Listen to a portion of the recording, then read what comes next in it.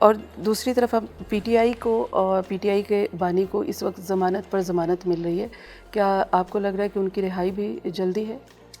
مجھے نہیں لگتا کہ ان کی رہائی اتنی جلدی ہے. اگر وہ رہائی مل رہی ہے تو اس کا جو ہے وہ بھی کیسز کافی دیر ہیں، تو اس کو بھی دیکھا جائے گا.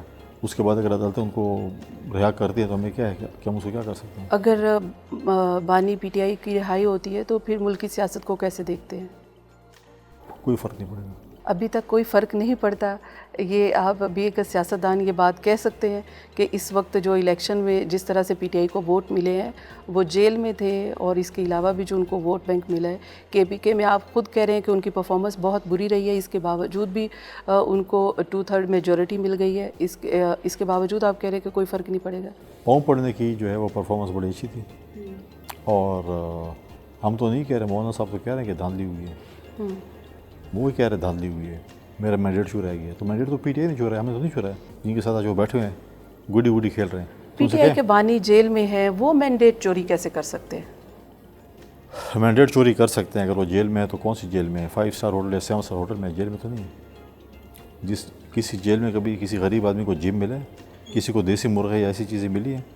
آپ کو یاد ہے جب امریکہ کے اسٹیڈیم میں کھڑا تھا اپنا یہ عمران خان، اور کیا تھا، مجھے جانے دیں، یہ پنکھے اتار دوں گا، اے سی اتار دوں گا، فریج اٹھا دوں گا، یہ کیوں فیسلٹیز دے رہے ہیں، ایسی چیزیں کیوں؟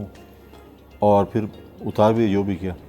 لیکن اب خود بیٹھے ہوئے جیل کے اندر، تو ابھی آپ کو وہ بیان ٹھیک ہے، آج والا بیان ٹھیک ہے؟ رائٹ. لیکن وہ سابق وزیر اعظم ہے، ان کو کم سے کم 1 کلاس تو ملنی چاہیے، اور وہی ان کو 1 کلاس کا اسٹیٹس ملا ہوا. اس سے زیادہ تو ہمارے علم میں تو نہیں ہے کچھ بھی.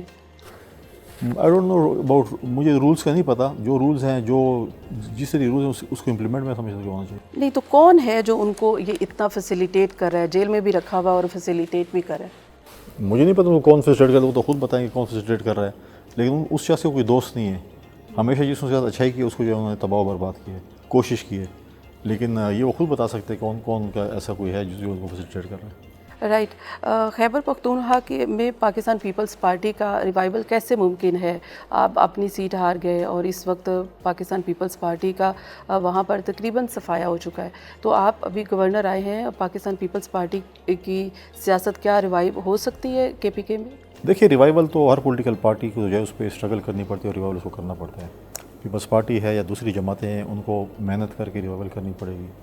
اسکوپ ہر پولیٹیکل پارٹی، خیبر پختونخوا میں بہت پولیٹیکل پارٹی موجود ہیں. بہت سی پولیٹیکل پارٹیز موجود ہیں کہ جو پیپلز پارٹی بھی ہے، پی ایم ایل این بھی ہے، پی ٹی آئی بھی ہے، جماعت اسلامی بھی ہے، جے یو آئی بھی ہے، این پی بھی ہے، شیر پوش صاحب بھی ہیں، اور ایسے باقی جماعتیں بھی ہیں.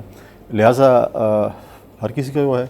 اور میں تو ابھی بھی کہتا ہوں کہ اس وقت جو ہے، کیونکہ مین جو ضلع تھا وہ ڈیرہ اسماعیل خان تھا، جس میں مولانا فضل الرحمان صاحب بھی ہیں، لمین صاحب بھی تھے، میں بھی تھا.